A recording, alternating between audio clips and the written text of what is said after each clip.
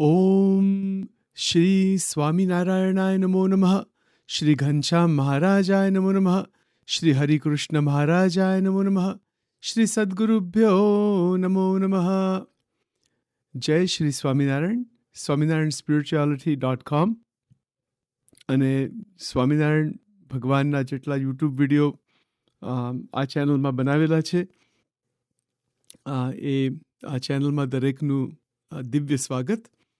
પ્રથમ તો એ સૂચના કે આ જે સિરીઝ છે વેદરસની, એ ગુજરાતીમાં છે.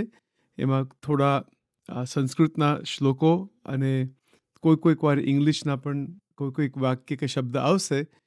પૂરી રીતે પ્રયત્ન કરીશું કે એનું બધું ટ્રાન્સલેશન થઈ શકે અને આપણે ગુજરાતીમાં મોટા ભાગે બધી વાત કરી શકીએ. સજાનંદ સ્વામી મહારાજની જય. પ્રથમ તો પૂર્ણ પુરુષોત્તમ પરાત્પર પરબ્રહ્મ શ્રી સ્વામિનારાયણ ભગવાનના ચરણોમાં અનંત કોટી દંડવત પ્રણામ, અનંત કોટી પ્રદક્ષિણા સહિત મહારાજના બધા જે પરમહંસો, મોટા 500 પરમહંસો, જેટલા ભક્તો સંતો મહારાજના સમયમાં અને પછી જે પરંપરામાં જેટલી સ્વામિનારાયણ ભગવાનના આશ્રિત જેટલી પરંપરા છે, દરેક સાધુ સંતોના ચરણોમાં અનંત કોટી દંડવત પ્રણામ. દરેકની ચરણરજ માથે ચડાવીને એમને એમના આશીર્વાદ ઈચ્છીએ છીએ. દરેક જે ભગવાનના ભક્તો છે, આજે જેટલા પ્રગટ છે, પૂર્વે થઈ ગયા, આગળ થશે, આખા દુનિયાની અંદર અનંત કોટી બ્રહ્માંડમાં જ્યાં મહારાજની જ્યાં ભક્તિ છે, પરબ્રહ્મની ભક્તિ છે, દરેકના ચરણોમાં અનંત કોટી દંડવત પ્રણામ. ચરણરજ માથે ચડાવીને જય શ્રી સ્વામિનારાયણ. આપણે વેદરસ ગ્રંથ, ભગવાન સ્વામિનારાયણે જે પત્રો લખ્યા એનું સંકલન થયેલું મહારાજના વખતમાં જ થયેલું અતિ દિવ્ય મહાઅલૌકિક ગ્રંથ છે. એમાં પૂરી બ્રહ્મવિદ્યા બતાવેલી છે.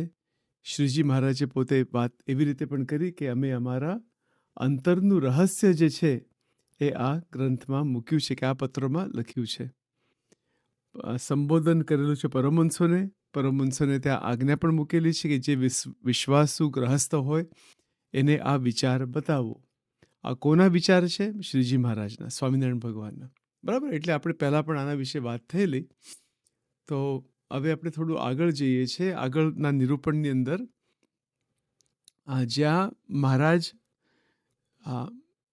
લખવાનું કારણ, એટલે એ જે વાક્ય હું બોલીશ આખું, સંકલ્પને શમાવવાની રીત, એનું ટાઇટલ એ છે. અને બહુ સુંદર રીતે વેદરસ ગ્રંથ હવે પીડીએફમાં પણ મળશે, ઓનલાઈન પણ છે. અને એનું ટાઇટલ એવી રીતે મૂક્યું છે. અને શ્રી કુંડલધામની જે સંસ્થા છે એમને પ્રકાશિત કરેલું છે અને અવેલેબલ મૂક્યું છે એમના વેબસાઇટમાં. ડાઉનલોડ કોઈક પણ કરી શકે. એટલે અમે એનું રેફરન્સ આપીએ છીએ. અને મેં ચેક પણ કરેલું છે કે જે રાજકોટ ગુરુકુલ, કુંડલ સંસ્થા અને BAPS ત્રણ સંસ્થાએ જ્યાં વેદરસનું પબ્લિકેશન છાપન થયું છે, તો બધા શબ્દો સરખા જ છે. મને કોઈ ફેરફાર મળ્યો નથી. એ બહુ સારી વસ્તુ છે. બરાબર. એટલે આ જે કુંડલની જે સંસ્થા છે, એમને જે ટાઇટલ મૂકેલા છે બધા, તો આપણે એ ટાઇટલ પ્રમાણે આ બધા રેકોર્ડિંગ થશે. અને એટલે બહુ ઇઝી, એટલે બહુ સુંદર રીતે, સારી રીતે જે ભગવાનના ભક્તો સાંભળે છે આજે આ રેકોર્ડિંગ, એ પણ આમ બહુ સુંદર રીતે ફોલો કરી શકે, જો વેદરસ ગ્રંથ હોય તો સાથે. બરાબર. એટલે હવે એક 2-3 બીજા પોઈન્ટ, કે મને ગુજરાતી એટલું બધું નથી ફાવતું, પણ મહારાજની દયાથી થોડું શીખી ગયા. એવી રીતે સત્સંગમાં જ શીખી ગયા ગુજરાતી. મને જેટલું ગુજરાતી ખ્યાલ છે, આ સ્વામિનારાયણની ગુજરાતી વધારે ખ્યાલ છે. જે સામાન્ય જે ગુજરાત સમાજમાં જેટલું બોલાય છે એમ સમજાય બધું, પણ આધ્યાત્મિક ગુજરાતી, સ્વામિનારાયણ ભગવાનના જે વચન ખાસ, એ બધી વસ્તુ આપણે વધારે સમજવા માટે પ્રયત્ન કરીએ. થોડી ભૂલ પણ થતી હોય છે ગુજરાતીમાં.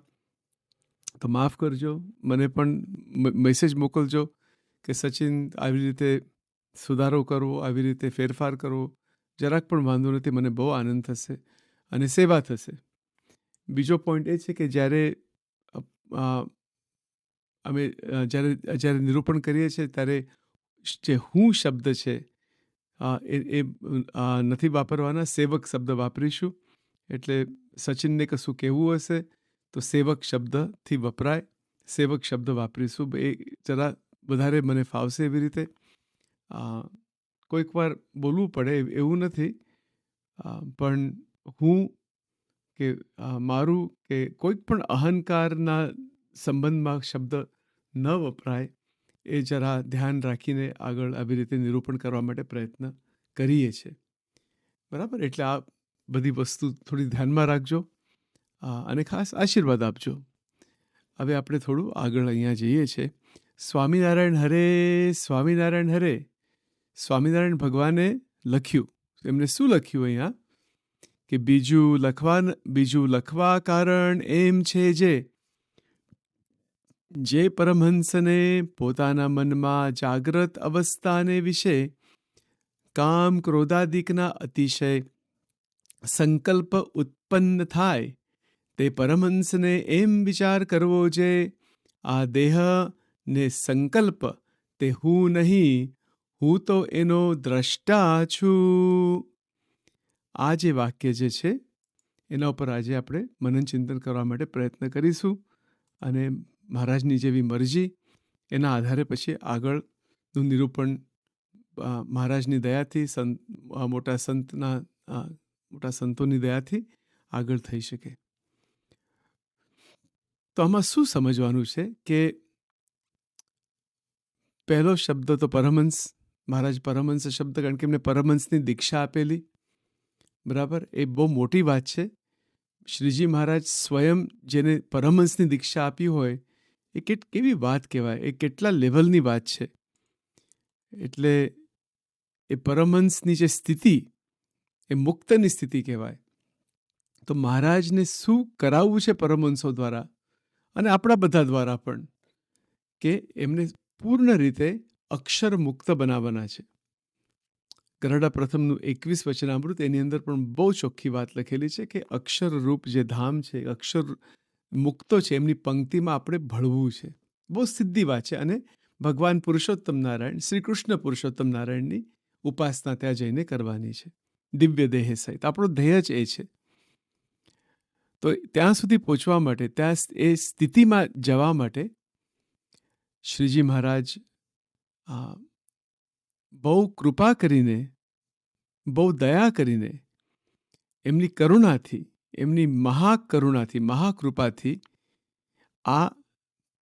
આવી રીતે વાક્ય લખ્યું છે કે પરમહંસને પોતાના મનમાં જાગ્રત અવસ્થાને વિશે કામ ક્રોધાદિકના અતિશય સંકલ્પ ઉત્પન્ન થાય. તો શું કરવું આની અંદર? આમ તો પરમહંસની દીક્ષા આપી છે, નિયમ ધર્મ બધા પાળતા હોય, બરાબર, બધું મહારાજની આજ્ઞા પાળતા હોય, બધા પ્રકરણો પાળતા હોય, બધું. એ મહારાજના વખતમાં આવું બધું બહુ હતું. મહારાજને સદગુરુ તરીકે માને છે અને ઈષ્ટદેવ તરીકે માને છે. શ્રીજી મહારાજ એટલે સ્વામિનારાયણ ભગવાન બધા પરમહંસોના સદગુરુ પણ હતા અને ઈષ્ટદેવ પણ હતા. બંને role, both roles he is adopting both roles. બંને એટલે એક વ્યક્તિમાં બંને આવી ગયા.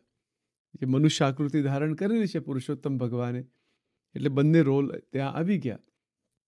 તો અહીંયા જે વાક્ય લખેલું છે એ સદગુરુના લેવલમાંથી લખેલું છે કે એક શીખવાડે છે કે શું કરવું, કેવી રીતે કરવું. અને આ જે વાક્ય જે મહારાજે લખ્યું છે એમાં પૂરો અદ્વૈત વેદાંતનો સિદ્ધાંત આની અંદર આવી જાય. બધા જ અદ્વૈતના જે શાસ્ત્રો છે આ એક લાઈનમાં આવી ગયા છે. હવે તો બહુ મોટી વાત છે. ભગવદ્ ગીતાના, આખી ભગવદ્ ગીતાની અંદર આવી ગઈ. કેટલા બધા શ્લોકો ગીતાજીના એની અંદર આવી ગયા. તો આપણે થોડું ખોલીશું, ધીમે ધીમે ખોલીશું. સમય લાગશે આની અંદર, પણ તો મહારાજની મરજી. આમાં આ કંઈ ઉતાવળનો વિષય નથી અને આ કેવળ કંઈક બોલવાનો કે સાંભળવાનો વિષય નથી. આ તો બહુ એક અંતરદ્રષ્ટિનો વિષય છે વેદરસ અને સ્વામિનારાયણ ભગવાનની ઉપાસના, જેને ભગવાનનો જ સાક્ષાત્કાર કરવો હોય એના માટે આ બધા વાક્યો છે. આજે સામાન્ય ભક્તોને પણ આપણે પૂછીએ કે ભગવાનનો સાક્ષાત્કાર કરવો છે તો હા જ પાડશે કે કરવો છે. ભગવાનનો સાક્ષાત્કાર કરવો છે, પણ જ નથી મૂકતા મોટા ભાગે. ભગવાનનો જ સાક્ષાત્કાર કરવો છે કે ભગવાન જ આપણે પ્રાપ્ત થાય, મળે. બીજું બધું આવે જાય બધું બરાબર છે, પણ એ મૂળ ધ્યેય શું છે કે પુરુષોત્તમ ભગવાનનો જે પૂરો સાક્ષાત્કાર એમની જ દયાથી. તો એ સાક્ષાત્કારની ભૂમિકામાં જવા માટે જે શ્રીજી મહારાજના જે વચનો છે, વચનામૃતોમાં, શિક્ષાપત્રીમાં, સત્સંગી જીવનમાં, બીજા પણ બધા શાસ્ત્રોમાં, અને ખાસ આ વેદરસની અંદર જે મહારાજે સ્વયં ગ્રંથ લખેલો છે, આ સ્વયં પત્રો લખેલા છે, એનાથી તો કોઈ શ્રેષ્ઠ વાત હોઈ જ ના શકે. વચનામૃત શ્રીજી મહારાજ બોલ્યા છે, એ પણ મહારાજની જ વાણી છે, તો મહારાજની પરાવાણી છે. 4 પરમહંસોએ ભેગા થઈને એનું સંશોધન કરીને પછી એ ગ્રંથ મહારાજને બતાવ્યો અને પછી મહારાજે અપ્રૂવ કર્યો. એવી રીતે 262 થયા અને પછી અમદાવાદ સંસ્થામાં વધારાના 11 વચનામૃતો છે. બરાબર? એટલે એ તો બધું છે જ. એટલે એના પણ રેફરન્સીસ આપણે લેવાના છે. ભક્ત ચિંતામણીના પણ લેવાના છે. જ્યાં જ્યાં જુદી જુદી સંસ્થામાં જેટલી ગુરુ પરંપરા છે એમના પણ વચનો જ્યાં ઘટે તેમ બધું આવશે. અને દરેક મોટા પુરુષના ચરણોમાં બહુ જ પ્રાર્થના સહિત મહારાજનો સાક્ષાત્કાર થાય, એવી રીતે આપણે આગળ વધીએ. તો અહીંયા જે લીટી લખેલી છે કે લખવાનું કારણ શું, કે મહારાજ કેમ લખે છે આ, તો પહેલું કારણ તો આપણે છેલ્લા 2-3 પ્રવચનોમાં આપણે મનન ચિંતનમાં જોયું કે મહારાજ અનિર્દેશથી બોલે છે આ બધી વાત. અને બધાને જય સચ્ચિદાનંદ વાંચજો, એના ઉપર થોડી વાત આપણે કરેલી. એ તો બહુ લાંબી વાત થશે, પણ એ થશે પછી આગળ. હવે બીજું લખવાનું શું કારણ છે કે આ એક હકીકત, પ્રેક્ટિકલ વાત છે જીવનમાં, કે મનમાં અનંત પ્રકારના માયા સંબંધી સંકલ્પ થાય છે. કે માયામાંથી ઉત્પન્ન થયેલા સંકલ્પ એટલે કયા પ્રકારના? કામ, ક્રોધ, લોભ, મોહ, મત્સર, આશા, તૃષ્ણા, ઈર્ષા, અહંકાર, રાગ, દ્વેષ, અહમ, મમત્વ. એ તો બધું એટલું બધું લિસ્ટ છે લાંબુ, પૂછો નહીં. તો એ બધા જે સંકલ્પો ઊભા થાય છે, સંકલ્પ એટલે જે ઈચ્છાઓ, જે પોતાના અહંકારમાંથી ભગવાન વિરુદ્ધ જે ઈચ્છા, ભગવત ભક્તિ વિરુદ્ધ જે આખી વાત છે. હવે ઇંગ્લિશમાં થોડુંક હું બોલીશ અહીંયા, એટલે એક લીટી હું તમને જરા કહીશ, પછી એનું નિરૂપણ કરવા માટે પ્રયત્ન કરીશું. That the word sankalpa is not just any thought, but specifically refers to thoughts that carry a strong intentionality, desire, or volition. These are the thoughts that lead to action and, in the context of spiritual practice, can be obstacles. These are often rooted in vasanas, which are latent impressions from past experiences. Sankalpas are particularly strong in the waking state, meaning Jagrat Avastha, when the senses are active and engaged with the world. Right? So to understand this point, એટલે સમજવા માટે સંકલ્પ એટલે એવા વિચારો જેની અંદર પોતાની નિજ ઈચ્છા બહુ જ આમ પ્રજલિત હોય છે કે મારે આ કરવું છે. That is called intentionality in English. Desire is ઈચ્છા. એટલે સંકલ્પો થાય ત્યારે એ કંઈક પ્રકારની ઈચ્છા હોય, વિષયોની ઈચ્છા હોય, કામ વાસના, ક્રોધ, લોભ, અનંત પ્રકારની બધી વાતો આવતી હોય છે. એ બધી ઈચ્છા છે. અને એ ઈચ્છાઓમાંથી પછી ક્રિયા થાય. That these thoughts lead to action. And in the context of spiritual practice can be obstacles. એટલે એક વિઘ્ન બની જાય છે. મૂળ પોઈન્ટ અહીંયા શું છે કે આ જે સંકલ્પો જે ઉત્પન્ન થાય છે એ વિઘ્ન છે. વિઘ્ન શેના માટે છે? કે આત્માનો સાક્ષાત્કાર અને ભગવાનની મૂર્તિનો સાક્ષાત્કાર. આત્મા અને પરમાત્મા, બ્રહ્મ અને પરબ્રહ્મ, આ બંનેનું જે સાક્ષાત્કાર છે એમાં મોટામાં મોટું વિઘ્ન શું છે?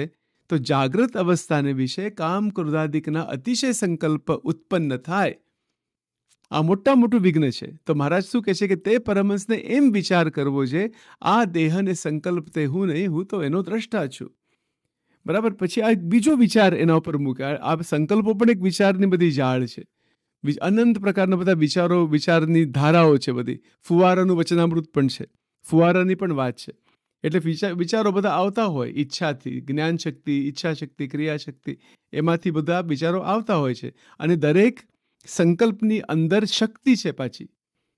બરાબર. કારણ કે એ શક્તિ પણ પરમાત્માની જ છે, પણ એ શક્તિનું પરિવર્તન ભક્તિમાં થવું જોઈએ. તો પછી કારણ કે કામ, ક્રોધ, લોભ, મોહ, મત્સર, આશા, તૃષ્ણા, રાગ, દ્વેષ, મારું, તારું, છલ, કપટ, આ બધી જે વાત છે એમાં શક્તિનો ક્ષય થાય છે, શક્તિનો નાશ થઈ જાય છે અને ચિત્ત વિભ્રાંત થઈ જાય છે. મહારાજે અંત્યના બીજા વચનામૃતમાં ચિત્ત વિભ્રાંત આવી રીતે બધી વાત ડિટેલમાં કરેલી છે. એટલે સમજાયું છે, that is called fragmentation effect. આવું થાય છે.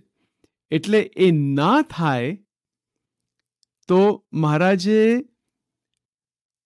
એક પ્રકારનું જાણપણું અને એક પ્રકારની નીચે આપણે શું કહીએ કે એક વિચારધારા બીજી મૂકી છે. તો એ વિચારધારા કઈ? તો મહારાજ સ્વયં વિચાર શબ્દ વાપરે છે કે તે પરમહંસને એમ વિચાર કરવો છે.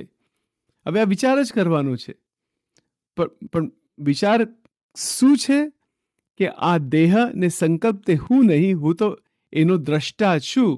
આ વિચાર. હવે આના ઉપર આપણે એનાલિસિસ કરીશું, મનન ચિંતન કરીશું સાથે મહારાજની દયાથી, ભગવાનની દયાથી.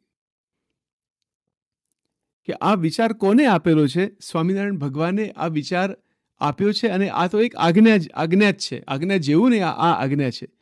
જે પરમહંસ થયા છે, કે જે મોટા ભક્તો, ગ્રહસ્થ હોય કે કોઈક પણ હોય, બ્રહ્મચારી હોય કે ગ્રહસ્થ આશ્રમ હોય, કોઈ XYZ કોઈક પણ મહારાજના નો ભક્તો હોય, સ્ત્રી હોય, પુરુષ હોય, બાળક હોય, વૃદ્ધ હોય, XYZ કોઈક પણ હોય, પણ જો કામ, ક્રોધ, લોભ, મોહ, મત્સર, આશા, તૃષ્ણા, ઈર્ષા, આ બધું છે, આ બધા જે દોષો છે એનાથી સંકલ્પ, કામ ક્રોધાદિકના અતિશય સંકલ્પ ઉત્પન્ન થતા હોય. કોઈક વાર સામાન્ય રીતે થતું હોય, પણ બહુ એમ ડંસ જેવું લાગે નહીં, એની પણ વાત વચનામૃતમાં લખી છે.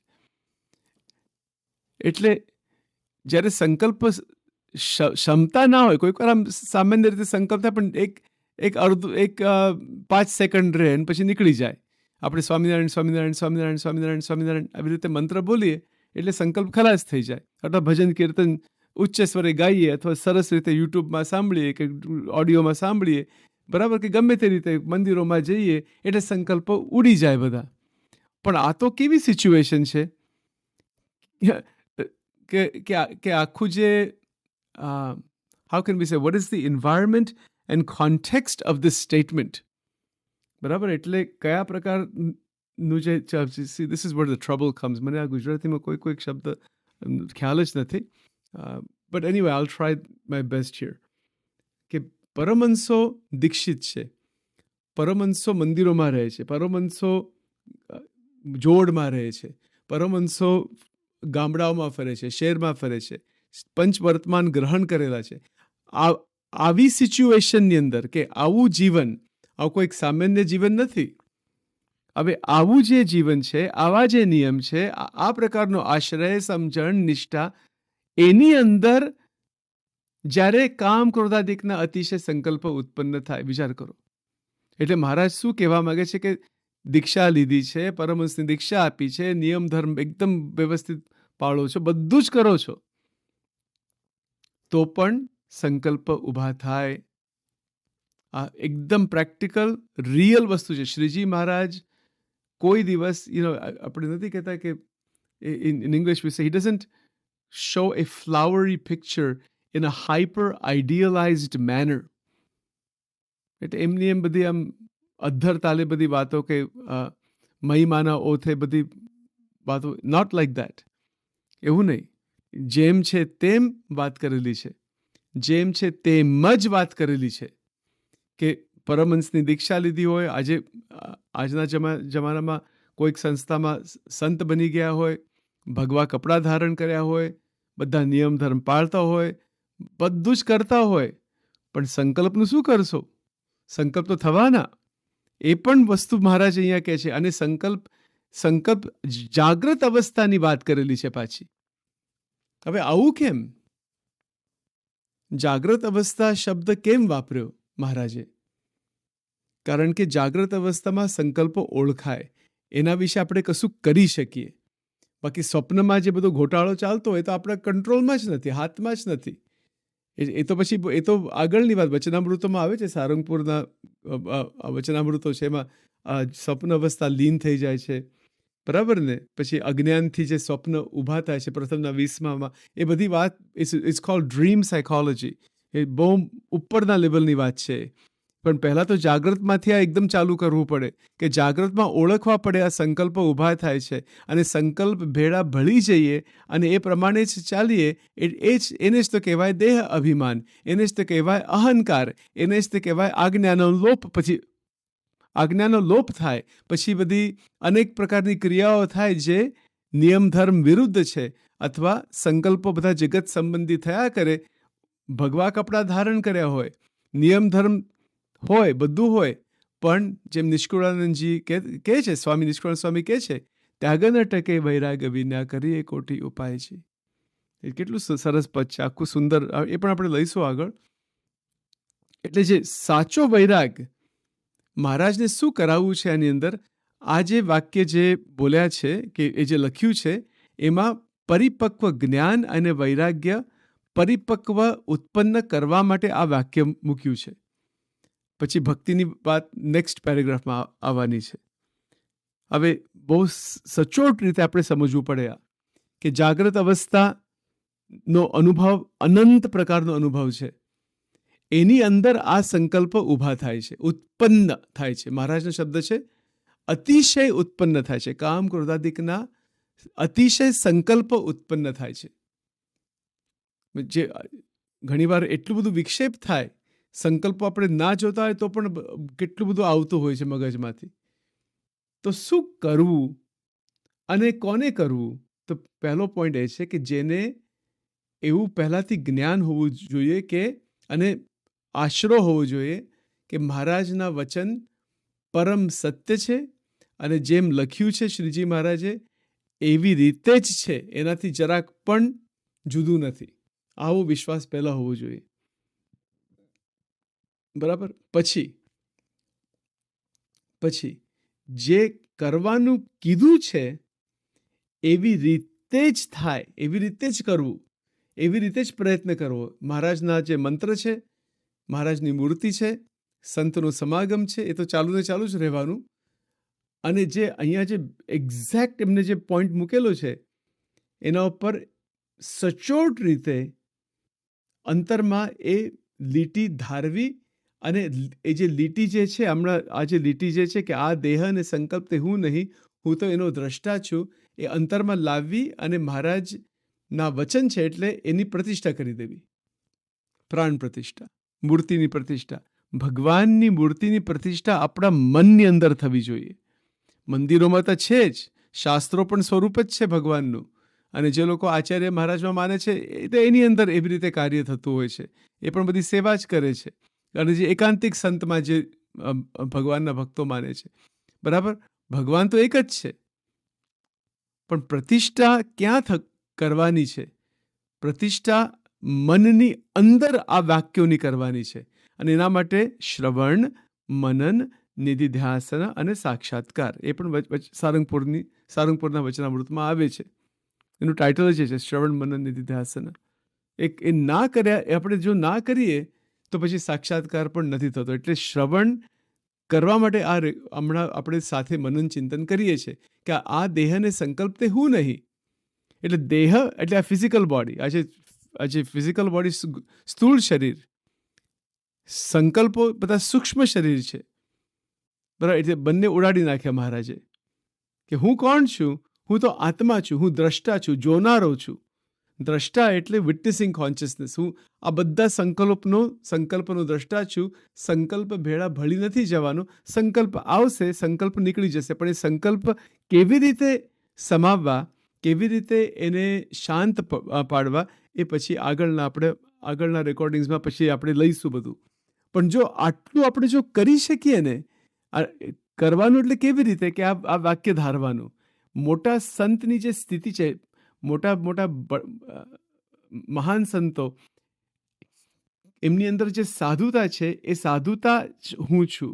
એટલે આ જે દ્રષ્ટા શબ્દ વાપર્યો છે એટલે એ આત્માને લઈને છે, કે આત્માલક્ષી છે એ શબ્દ, જોનારો. અને દ્રષ્ટા એટલે સચ્ચિદાનંદ છે. મહારાજ પહેલા બોલ્યા હતા, જય સચ્ચિદાનંદ વાંચજો. એટલે દ્રષ્ટા એટલે સચ્ચિદાનંદ છે, સત ચિત આનંદ. અને જે મોટા સંત જે છે એની જે સ્થિતિ છે, 64 લક્ષણ, અનંત સાધુતાના લક્ષણ, એ જ હું છું. એટલે એ સ્થિતિ જ મારી છે. જરાક પણ ડિફરન્સ નહીં રાખવાનો. એટલે ભક્ત ચિંતામણીમાં જે બીજા પ્રકરણમાં જે સંતના લક્ષણ લખેલા છે, બરાબર ને, આપણે શું થાય છે ઘણીવાર કે આપણે જ્યારે ભક્ત ચિંતામણી ખોલીએ, એક દ્રષ્ટાંત તરીકે કહું છું, તો આપણે એમ ગાઈએ, બધું સાંભળીએ, ગાઈએ બધું, બધી મજા આવે, બરાબર ને, પણ પોતાની અંદર લાવતા નથી. એક મહારાજે કીધું કે કે સ્મૃતિ વગર ગાયું તે ન ગાયા જેવું, એ પણ વાત લખેલી છે વચનામૃતમાં. તો જે ગુણો જે લખેલા છે બીજા પ્રકરણમાં, ભક્ત ચિંતામણીના બીજા પ્રકરણમાં, એ ગુણો પોતાના જે સદગુરુ, જે મોટા સંત, મહારાજના વખતમાં જે મોટા સંતો આજે પણ હોય, આજે પણ છે, એ જે ગુણ જે છે, એ જે સાધુના જે ગુણ છે, એ જ હું છું. એ ગુણ મારા છે, એ ગુણ મારી અંદર છે, અને એ ગુણ આ બધા દ્રષ્ટાની અંદર છે. બરાબર? તો ભક્ત ચિંતામણીમાં જો શું લખ્યું છે, પહેલા તો સ્તુતિ કરેલી છે કે સર્વે સંત સુજાણને હું પ્રથમ લાગી પાય, આદરું આ ગ્રંથને જેમાં વિઘ્ન કોઈ ન થાય, સંત કૃપાએ સુખ ઉપજે, સંત કૃપાથી સરે કામ, સંત કૃપાથી પામે પૂર્ણ પુરુષોત્તમ ધામ. એ સંતની કૃપાની બધી વાત ત્યાં લખેલી છે, તમે જોઈ શકો. પછી આગળ જે ચોપાઈ છે એની અંદર જો આપણે થોડું લઈશું અહીંયા, એવા સંત સદા શુભમતી, જગત દોષ નહીં જે મારતી, સૌને આપે હિત ઉપદેશ, એવા સંતને નામું શીશ. એટલે આજે પહેલી લાઈન મેં હમણાં વાંચી, બરાબર, સચિન સેવકે વાંચી. હવે જો, એવા સંત સદા શુભમતી, એટલે એમાં સાધના શું છે આપણી? મહારાજે શું કીધું કે હું તો એનો દ્રષ્ટા છું. તો આ સંકલ્પો, આ બધા વિચિત્ર બધા સંકલ્પો હું નથી, હું દ્રષ્ટા છું. એટલે એ જે શુભમતી એટલે એકદમ શુદ્ધ મતી, દિવ્ય મતી, એકદમ પવિત્ર મતી. મતી એટલે વિચારો. આની અંદર બધું, આની અંદર શું આવી ગયું કે આપણા સંકલ્પો શુદ્ધ બની ગયા. એવા સંત સદા શુભમતી, બરાબર, એવા સંત સદા શુભમતી. જો ધ્યાન રાખીએ શબ્દો ઉપર. મોટા સંત, મહારાજના પરમહંસો, કે આપણે જે આજના ટાઈમમાં જેના જે મોટા સત્પુરુષ હોય એને ઓળખવા, બરાબર, એને ઓળખવા કે કેવા છે આ, કે સત્પુરુષને વિશે દ્રઢ પ્રીતિ એ જ આત્મદર્શનનું સાધન, વડતાલનું 11મું. Okay, fine. એટલે આપણે સમજ્યા, આપણે રોજ આપણે સમજીએ છીએ આ બધી વસ્તુ જે સત્સંગી છે મહારાજના.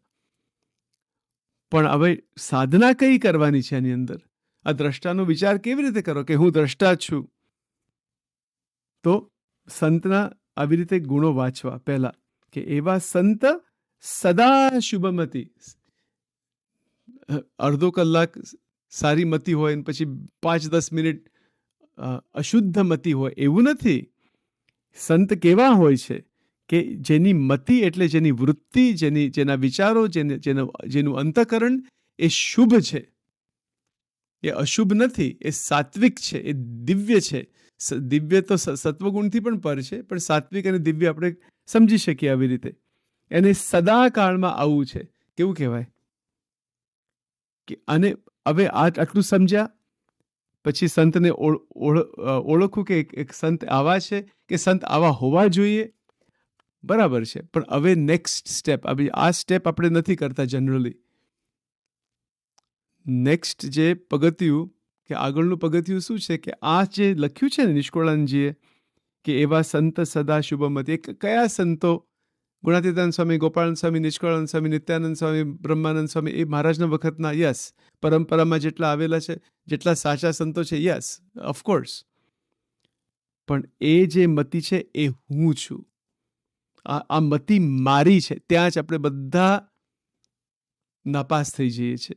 એટલે બધા નહીં, પણ ત્યાં જ તક. એટલા માટે તો સંકલ્પ મટતા નથી, કારણ કે મહારાજનું વચન સમજતા નથી અને અંતરમાં ધારતા નથી અને પ્રક્રિયા કેવી રીતે કરવી સમજતા નથી. એનું કારણ જ એ છે કે એવા સંત સદા શુભ મતિ. અડધું જ વાક્ય છે આ, જો. અને જો અંતરમાં આપણા મગજમાં બેસી જાય કે આ જ હું છું, કે હું તો એનો દ્રષ્ટા છું. આ જે બોલાય છે ને મહારાજે, જે લખ્યું છે ને મહારાજે, અહીંયા જે દ્રષ્ટા એટલે આત્મા, અને આત્મામાં અનંત શુભ દિવ્ય ગુણો છે અને બધા સંતના ગુણ એ આત્માની અંદર છે, બ્રહ્મની અંદર છે. તો એટલા માટે જ નિષ્કુળાનંદ સ્વામીએ, અને કેટલા બધા આપણા સ્વામિનારાયણીય શાસ્ત્રોમાં સંતની સાધુતાનો પાયો છે. સાધુતા વગર પુરુષોત્તમ ભગવાનનો સાક્ષાત્કાર ક્યારેય ના થાય, પહોંચાય જ નહીં ત્યાં. ક્યારે બીજું ઘણું બધું મળે જીવનની અંદર, પણ પુરુષોત્તમ ભગવાન પાસે જવું હોય ને, પૂર્ણ સાધુતાની જરૂર છે. અને પૂર્ણ સાધુતા લાવવી હોય, ગભરાવાનું નથી એની અંદર. ડાયરેક્ટ માર્ગ બતાવેલો છે શ્રીજી મહારાજે, કે સંકલ્પ હું નથી. આ વિચાર બતાવેલો છે. વિચાર પણ જાગ્રત અવસ્થામાં કરવાનો છે, કે જાગ્રત અવસ્થામાં સંકલ્પ ઊભા થાય, આ વિચાર હું નથી. આ વિચાર જ હું નથી. કામ, ક્રોધ, લોભ, મોહ, આ જ્યારે ભાવના બધી થાય છે, એ તો એક અનુભવ છે સ્થૂળ શરીરનો, સૂક્ષ્મ શરીરનો, અને જાગ્રત અવસ્થાની અંદર અનુભવ છે. આ અવસ્થા પણ હું નથી, આ સ્થૂળ શરીર પણ હું નથી, આ સૂક્ષ્મ શરીર પણ હું નથી. હું તો એનો દ્રષ્ટા. એનો એટલે આ જે સંકલ્પનો દ્રષ્ટા છું. એટલે જ્યારે આપણે સંકલ્પો સામે જોઈએ છીએ ને સ્થિરતાથી, શાંતિથી, હવે એ કેવી રીતે બને છે કે આ જે સાધુતાના ગુણો અંતરમાં પ્રતિષ્ઠિત પહેલા કરવા પડે. સાધુતાના ગુણો પ્રતિષ્ઠિત કરીએ એક પછી એક સંતના આશ્રયથી, અને અંતરમાં એ પ્રતિષ્ઠા કરવી કે અંતરમાં આ હું છું. અક્ષરમ અહમ પુરુષોત્તમ દાસોસ્મિ નિજાત્માનમ બ્રહ્મરૂપમ દેહત્રય વિલક્ષણમ વિભાવ્યતેન કર્તવ્યા ભક્તિ કૃષ્ણસ્ય સર્વદા. બરાબર. બ્રહ્મભૂત પ્રસન્નાત્મા ન શોચતી ન કાંક્ષતી સમઃ સર્વેષુ ભૂતેષુ મદ ભક્તિમ લભતે પરામ. આ બધા જે શ્લોકો છે એનો આખો ભાવાર્થ એ જ છે કે હું દિવ્ય છું, હું બ્રહ્મ છું, હું આત્મા છું. પણ એ કેવી રીતે હું દિવ્ય છું, બ્રહ્મ છું, આત્મા છું, અક્ષર છું, બરાબર, હું અવિનાશી છું? તો પહેલા આ સંતના ગુણ અંતરમાં લાવવા, એને સાંભળવા, પહેલા શ્રવણ કરવું, પછી એના ઉપર મનન કરવું કે શુભમતી એટલે શું. એવા સંત સદા શુભમતી જગતા દોષ નહીં જે મારતી. કેટલી બધી તાકાત છે આ વાક્યમાં. સાધુતાનું શિખર નથી કહેતા, પૂરી સાધુતા છે. એક શબ્દ આપણે કેવળ વાંચીએ એવું નહીં. વાંચીએ એટલે શ્રવણ કરવું, પછી એના પર મનન ચિંતન કરવું, કે રિપીટ કરવું, એને યાદ રાખવા શબ્દ, અને પછી એનું નિધિધ્યાસન કરવું, કે વારંવાર એને એમ વગોળવા અંતરમાંથી, ધારવું અને વિચારવું. શ્રીજી મહારાજે વચનામૃતમાં એવી સાધના બતાવેલી છે કે સત્સંગમાં જે વાર્તા થાય છે એ ધારવી અને વિચારવી. એટલે આપણા અંતઃકરણની અંદર જ આખો સત્સંગ છે. 100% અંતરની વાત છે આ. બહારની વાત, બહાર જે મંદિરો, શાસ્ત્રો, મૂર્તિઓ, જે બાહ્ય પ્રક્રિયા બધી જે છે એ કેમ છે કે આપણે હમણાં જે બધી વાત કરીએ છીએ, આ વેદરસની અને વચનામૃતની બધી ભક્તિ ચિંતામણી, એ ત્યાં સુધી જઈ શકીએ એટલા માટે બાહ્ય રીતે બધા મંદિરો અને મૂર્તિઓ અને બધું એના માટે છે, શાસ્ત્રો. પણ કારણ કે આપણે અંતરમાં લઈ શકીએ. In English we say close the distance with the મૂર્તિ ઓફ ભગવાન સ્વામિનારાયણ. એટલે જે ડિસ્ટન્સ ખલાસ કરી નાખો, રસબસ ભાવમાં આપણે જવું છે. એનો તદાત્મક ભાવમાં જવાનું છે. તદાશ્રિત, તદાત્મક, આવા પણ શબ્દ બધા આવે છે, બરાબર. એટલે રસબસ ભાવમાં જવા માટે, એટલે ભગવાન સાથે સંલગ્ન થવા માટે આજે સાધુતાના ગુણો ની પ્રતિષ્ઠા કરવાની છે. કેવળ ઘણીવાર થાય છે શું, આપણે સાંભળીએ, પારાયણો સાંભળીએ, બરાબર ને, મંદિરોમાં પારાયણો સાંભળીએ, પણ એ પારાયણ અંતરમાં બેસી કેટલી? તો હમણાં હું બોલું છું ને, હમણાં સેવક બોલે છે તો કોના માટે બોલે છે? મારા માટે જ બોલે છે કે આ મન, આજે મન છે, આજે બુદ્ધિ છે, આજે ચિત્ત છે, એની અંદર એનો પ્રવેશ થવો જોઈએ. કે આજે મતિ છે, સંતની કૃપાથી, મહારાજનું ધ્યાનથી, મહારાજના આશ્રયથી એ મતિ કેવી છે? શુભમતી. એવા સંત સદા શુભમતી. સદા એટલે ત્રિકાળ. જો અહીંયા સદા શબ્દમાં જાગ્રત અવસ્થાનો ઘોટાળો ખલાસ થઈ ગયો. ચાનું કનેક્શન આપણે કરીએ. શ્રીજી મહારાજે જાગ્રત અવસ્થા જે શબ્દ લખ્યો છે વેદરસમાં, અને નિષ્કુળાનંદ સ્વામીએ સદા શબ્દ લખ્યો છે, સદા શુભમતી. એનું આપણે કોમ્બિનેશન કરીએ ને, એટલે જાગ્રત અવસ્થામાં આપણી મતિ છે, આપણા વિચારો છે, એ પૂર્ણ રીતે શુદ્ધ બની જાય છે. જેને શુદ્ધ વિચાર શબ્દ પણ આગળ વેદરસમાં આવશે. કેટલી અદ્ભુત વાત છે આ તો. આના ઉપર આપણે નિરૂપણ કરવા બેસીને આખો વરસ જાય. આખો વરસ કે 2-3 વરસ પણ જાય આ એક લીટીમાં જ, આખી જિંદગી પણ જાય. એટલે નિરૂપણનો તો કોઈ અંત આવે એવું પણ નથી, પણ જેટલું ભગવાન બોલાવે એટલું બોલીશું. અને પરમાત્માની ઈચ્છા, મહારાજની દયા, બીજું શું જોઈએ આની અંદર? કેટલી અદ્ભુત વાત છે આ. અને આવી રીતે સત્સંગનો રસ આપણે આવશે. રસો વૈસહ, જે સાધુતાનો રસ. આપણે મૂર્તિનો રસ લેવો હોય તો પહેલાં સાધુતાનો રસ લેવો પડે. સાધુતા વગર મૂર્તિનો સાક્ષાત્કાર નથી થવાનો, નથી થવાનો, નથી થવાનો, નથી થવાનો, ક્યારેય નથી થવાનો. સાધુતા વગર ભગવાન સ્વામિનારાયણની મૂર્તિ મળવાની જ નથી. એ વાત એવી જ છે, બરાબર. અને એમાં શું છે કે જો ખામી હોય, પ્રોબ્લેમ્સ હોય, બધું જાતનું ઘોટાળો બધો ચાલતો હોય, ભગવાનની દયાથી એ તો અન્યથા કરતુમ શક્તિ વાપરીને ધામમાં મોકલી દે, જો ભક્તની ખરેખર એવી તૈયારી હોય, ઈચ્છા હોય. પણ જ્યાં સુધી બીજી ઈચ્છાઓ રહ્યા કરે છે, ભગવાન અક્ષરધામમાં રાખતા નથી. વેદરસમાં ચોખ્ખી વાત લખેલી છે. બીજા ધામોમાં રાખે છે, બીજું ઘણું બધું ચાલે છે, પણ અક્ષરધામની અંદર એમની સાથે જો રહેવું હોય તો મેલજો એ પંચ વિષયની આશ. મહારાજે ઓરડાના પદોમાં પણ લખેલી છે આ વાત બધી. ઓરડાના પદો એ બધો સારાંશ છે, આખો વેદરસનો સારાંશ છે ઓરડાના પદો. કે રે શ્યામ તમે સાચું નાણું, જે મુક્તાનંદ સ્વામીજીનું જે પદ છે, એ બધા પરમહંસના પદમાં એ જ આ સેમ જ વાત છે બધી. પણ આ તો એક થોડું મનન ચિંતન, આ વેદરસનો મહિમા આપણે બહાર કાઢવો છે, એટલા માટે આવી રીતે મનન ચિંતન કરીએ છીએ. એટલે બહુ સમજવા જેવી વસ્તુ છે. સમજવાનું શું છે કે સાધુતાના ગુણો પરિપક્વ લાવવા, સમય બગાડવો નહીં જીવનનો, બરાબર. જીવન કેમ આપ્યું છે, મનુષ્ય દેહ કેમ આપ્યો છે? આ મન, બુદ્ધિ, ચિત્ત અને અહંકાર, અંતઃકરણ શ્રીજી મહારાજે કેમ આપેલું છે? કાર્યાણીનું પહેલું વચનામૃત, બરાબર ને, એમાં તો ચોખ્ખી વાત લખેલી છે કે મન, બુદ્ધિ, પ્રાણ, ઇન્દ્રિય એ મુક્તિ માટે આપેલા છે. બાકી એમાંથી પુણ્ય પણ થાય, સ્વર્ગલોક પણ જવાય, જાતનું બધું થાય, પણ એનું છે મેઇન પર્પસ શું છે, મેઇન હેતુ શું છે? ભગવાનની પ્રસન્નતા. યાત્મને કલ્પનાય છે બુદ્ધિ ઇન્દ્રિય મન પ્રાણ જનાનામ અસૃજત પ્રભો માત્રાર્થંચ ભવાર્થંચ યાત્મને કલ્પનાય છે. કાર્યાણીનો પહેલામાં શ્રીમદ ભાગવતનો શ્લોકનું રેફરન્સ ત્યાં મૂકેલો છે, મૂક્યો છે. સીધી વાત છે. એટલે જો આપણે બહુ શાંતિથી, બહુ સરળ રીતે, બહુ સુંદર રીતે આ જે વાક્યો જે છે ભક્ત ચિંતામણીમાં, બીજું પ્રકરણ, બીજા પ્રકરણમાં બધા સંતના ગુણ લખેલા છે. એક એક ગુણ મારા છે. આ હું છું, આ સંકલ્પ નથી. એ જ શ્રીજી મહારાજ અહીંયા કહે છે કે જાગ્રત અવસ્થાને વિશે કામ ક્રોધાદિકના અતિશય સંકલ્પ ઉત્પન્ન થાય, બરાબર. જ્યારે સંકલ્પ અતિશય ઉત્પન્ન થાય ત્યારે શું કરવું?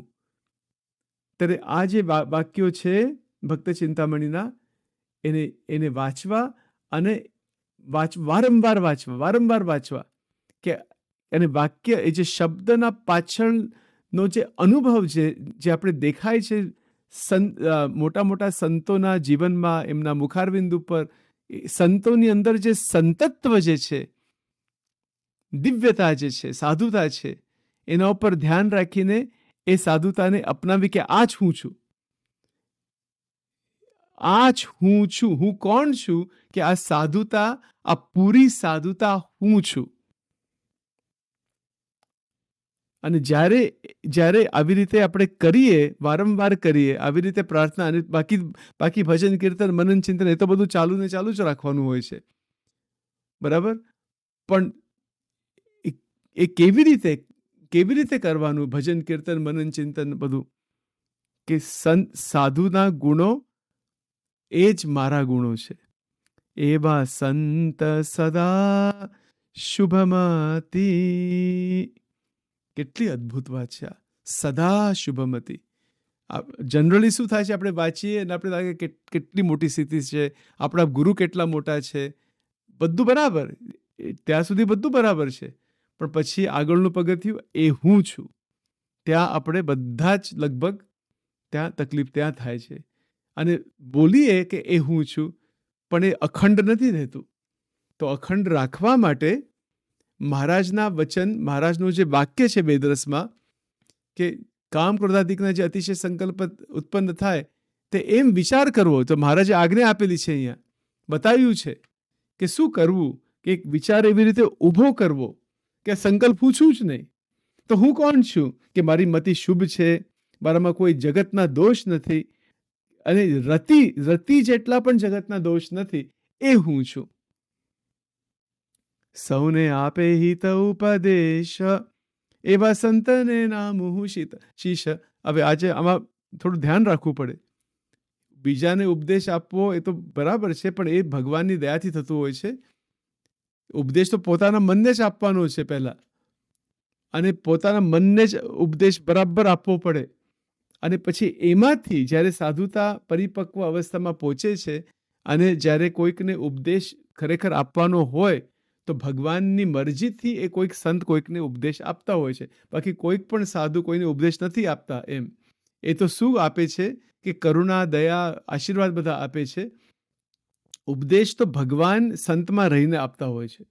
એ વાત આખી જુદી છે, બરાબર. એટલે એ લેવલની વાત નિષ્કુળાનંદ સ્વામી અહીંયા બોલે છે. બાકી જો આમાં ખોટી રીતે આ સમજાય ને, તો પછી એવું થાય કે આપણે આમ દંડો લઈને જ ફરીએ કે બધાને ઉપદેશ આપ્યા કરીએ.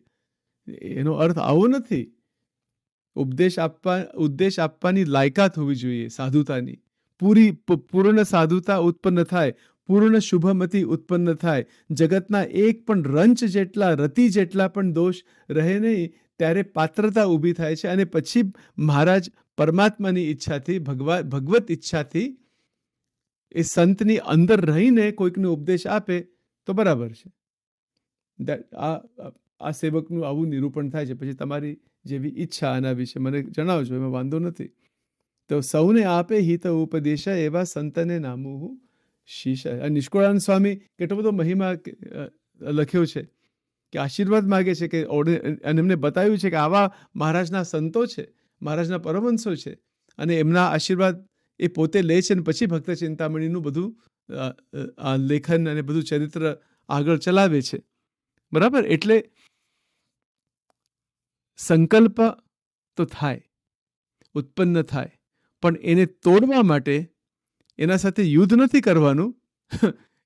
એને જોવાના છે. મહારાજ એવું નથી લખ્યું કે એની સાથે યુદ્ધ કરો. આમ કોઈક વાર ઉપવાસોની વાતો ને બધી વાત તો લખેલી જ છે, પણ અહીંયા જે લખ્યું છે કે એને જોવા, અને એના સામું જોયા કરું. પણ આ હું નથી.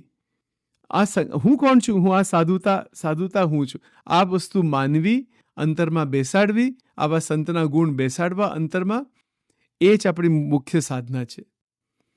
અને જ્યાં સુધી એ કરતા નથી, ત્યાં સુધી આત્માનો સાક્ષાત્કાર થવાનો નથી. અને આત્માનો સાક્ષાત્કારની જ વાત 3જા પેરેગ્રાફમાં લખેલી છે, બરાબર. એટલે યસ, 3જા પેરેગ્રાફમાં જ લખેલી છે. એ પછી આપણે જોઈશું. એટલે આત્માને વિશે પોતાપણું મનાય કે હું કોણ છું, હું આ દિવ્ય બ્રહ્મ તત્વ છું, આત્મતત્વ છું, સચ્ચિદાનંદ છું. આ સંકલ્પો હું નથી, આ સ્થૂળ શરીર હું નથી, નામ ગામ ઠામ આ બધી ખોટી વસ્તુ છે બધી. બરાબર? એટલે એવી રીતે થાય. આ તો બહુ અદ્ભુત વાત છે બધી. એક એક ગુણ અંતરમાં પ્રતિષ્ઠિત કરવા માટે, સાક્ષાત્કાર કરવા માટે વાંચવા પહેલાં શ્રવણ કરવું, મનન ચિંતન કરવું, અંતરમાં બરાબર પધરાવા, એના પર વારંવાર મનન ચિંતન એટલે નિધિ ધ્યાસન, અને પછી હું જ એ છું, હું આ સંકલ્પ, હું આ જે સાધુતા જે લખ્યું છે નિષ્કુળાનંદજીએ, સદા શુભમતી, બસ એના ઉપર ધ્યાન આજે રાખીએ આપણે. આપણે નક્કી કરીએ કે મારી મતિ સદા શુભ છે. એમાં એનો કોઈ અહંકાર નથી લેવાનો, સાત્વિક અહંકાર. એ તો દાસત્વ જ રાખવાનું છે મહારાજ અને મોટા સંતો સાથે. પણ દાસત્વ રાખતા રાખતા ઘણીવાર એ થઈ કે મોટા સંતો મોટા, આપણે તો એવા ને એવા. એવું નહીં, હું પણ એ જ છું કે જે મોટા એકદમ ટોપ લેવલના સંતની સ્થિતિ છે કે જેની મતિ અતિશય શુભ છે, અખંડ શુભ છે, સદા શુભ છે. તો મારી પણ એવી જ મતિ છે. એમાં કામ, ક્રોધ, લોભ કોઈ વસ્તુ આવી જ ના શકે. કારણ કે શુભમતિ જે શબ્દ આપણે બોલીએ છીએ, એ શબ્દ અંતરમાં બેસી જાય અને શબ્દનો અનુભવ થાય. અનુભવ કેવી રીતે થાય? કે શબ્દને ધારવા. એટલા માટે તો મહારાજે સ્વયં અહીંયા કહ્યું છે કે અમે વિચાર આપીએ છીએ. તે પરમહંસને એમ વિચાર કરવો છે કે વિચાર એટલે આ બધા સાધુતાના શબ્દ છે. એ વિચાર, આ વિચાર મહારાજનો વિચાર ગ્રહણ કરવો. નિષ્કુળાનંદ સ્વામીએ જે સંતના લક્ષણ લખ્યા છે એ પણ એક વિચાર જ છે. તો એ વિચાર ગ્રહણ કરીએ ત્યારે આપણું મન એકદમ સ્થિર બની જાય છે. પછી ભજન, કીર્તન, મનન ચિંતન એ તો ચાલુ જ હોવું જોઈએ. અને એવી રીતે કરતાં કરતાં કરતાં આપણું એ સાધુતા નીકળે નહીં. કોઈ પણ ક્રિયા કરતાં કરતાં મતિ એકદમ સ્થિર, મતિ એકદમ શાંત, મતિ એકદમ શુદ્ધ. જ્યારે આવો ગુણ ઊભો થાય છે, સદગુણ ઊભો થાય છે મનની અંદર, ત્યારે હું દ્રષ્ટા છું ત્યાં સુધી આપણે પહોંચી શકીએ કે હું બ્રહ્મ છું, હું આત્મા છું. અને પછી એના ઉપર જ પછી આગળ મહારાજ ડિટેલમાં વાત કરવાની છે. હવે અહીંયા આપણે નિરૂપણ હોલ્ટ લઈએ છીએ, થોડું બ્રેક લઈએ છીએ. બાકી પછી બ્રેક આ તો પછી બહુ એટલે અગાધ પોઈન્ટ્સ છે બધા. અને એક એક સંતના ગુણ થોડો વિચાર તો કરીએ. આ કયા કક્ષાની કેટલી બધી મહાપવિત્રતા છે આની અંદર. સદગુણના સિંધુ ગંભીરા, આના પર પછી આપણે આગળના પ્રવચનોમાં લઈશું. પણ થોડું વાંચીએ અને સાંભળીએ કે આ જે નિષ્કુળાનંદ સ્વામીએ જે સંતના ગુણ લખ્યા છે, જો આપણે એની અંદર પ્રવેશ થાય ને, મહા આનંદની પ્રાપ્તિ ગેરંટી, 100%, 100% ગેરંટી છે. આનંદ આનંદ આનંદ આનંદ આનંદ, સહજાનંદ, સહજાનંદ સ્વામી મહારાજની જય. ગેરંટીડ વસ્તુ છે. ગેરંટી એટલે ગેરંટી એટલે ગેરંટી કે મહા આનંદની પ્રાપ્તિ થાય થાય થાય થાય થાય થાય થાય. ગેરંટી વસ્તુ છે. બરાબર? તો બધા ભક્તો સંતોના ચરણોમાં પ્રાર્થના, અનંત કોટી દંડવત પ્રણામ, અનંત કોટી પ્રદક્ષિણા, અનંત કોટી નમસ્કાર. મહારાજના દિવ્ય ચરણારવિંદમાં મસ્તક નમાવીને એમની દયા, કૃપા, એમની કરુણા દ્રષ્ટિ આપણા બધા ઉપર થાય. ખાસ આજે સેવક ઉપર થાય, તમારી બધાની થાય. અને આવી રીતે મનન ચિંતન કરવાનું બળ મળે, બુદ્ધિ મળે, શક્તિ મળે. અને વેદરસનો મહિમા અપરંપાર છે આપણા આખા સંપ્રદાયમાં અને આખા વિશ્વમાં. સનાતન ધર્મની અંદર આખા વિશ્વમાં આ મહારાજના જે રહસ્યના જે વચનો છે, એનું પરિવર્તન થાય, એનું વધારે અભ્યાસ થાય. સાધુ સંતો પણ વધારે આના વિશે વાત કરે. વધારી સંખ્યામાં ભગવાનના જે ભક્તો છે, હરિભક્તો છે, આનો અભ્યાસ કરે, સંતોને પ્રશ્ન પૂછે. બરાબર? અમે તો બહુ સામાન્ય એક ઓર્ડિનરી શું કહેવાય કે એકદમ નિમ્ન કક્ષાના ભક્ત છીએ. એનો કોઈ કશું જ નથી. ગુજરાતી પણ નથી આવડતું વ્યવસ્થિત, પણ કંઈક મહારાજની કંઈક એવી પ્રેરણા હશે, મરજી છે, એટલા માટે આના ઉપર જે અંતરમાં જે છે એવી રીતે પ્રયત્ન કરીએ છીએ. અને બીજું તો કંઈ નહીં, પણ ભગવાનની દયા, પ્રસન્નતા અને વેદરસનો મહિમા ગજબનો મહિમા છે. એટલે એક એક શબ્દમાંથી, એક એક લીટીમાંથી પુરુષોત્તમ નારાયણનું અસ્તિત્વ દેખાય. એક એક લીટીમાંથી અનંત કોટી સૂર્યનું તેજ નીકળે છે. આવી રીતે દિવ્ય, મહાદિવ્ય વાણી છે. આના ઇક્વલમાં કોઈ વસ્તુ થઈ નથી, આજે પણ નથી અને આગળ પણ નહીં થાય. એનું કારણ જે છે કે ભગવાન પુરુષોત્તમ નારાયણે સ્વયં લખેલો ગ્રંથ છે આ. તો એના ઇક્વલમાં કોઈ વસ્તુ હોઈ જ ના શકે. બરાબર? તો આવા થોડું નિરૂપણ આજે કર્યું. જે સાંભળે છે આ નિરૂપણ, મારા બહુ જ ભાવપૂર્વક દંડવત પ્રણામ સ્વીકારજો, આશીર્વાદ આપજો.